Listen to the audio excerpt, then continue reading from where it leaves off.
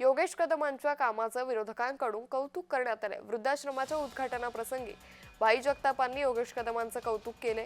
मुख्यमंत्री देवेंद्र फडणवीस यांच्या हस्ते मंडणगड तालुक्यात वृद्धाश्रमाचं उद्घाटन करण्यात आलं।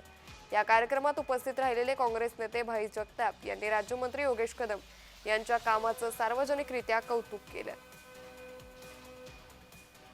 महर्षी धोंडो कर्वे ज्याचा दापोलीमध्ये तेही भारतरत्न, त्यांचा हा गाव, त्यांचा हा मतदारसंघ आणि या मतदारसंघाचं नेतृत्व पूर्वी रामदासबाई कदमांनी केलं। आता त्यांचे चिरंजीव या ठिकाणी योगेश कदम करत आहेत। या मुलाने विशेषतः कायदा सुव्यवस्था, रेव्हेन्यू आणि या सगळ्या याची अतिशय सुंदरपणे त्यांनी उत्तरं दिली आणि मला त्या गोष्टीचा खरोखरच मी ही गोष्ट पक्षविरहित सांगतोय।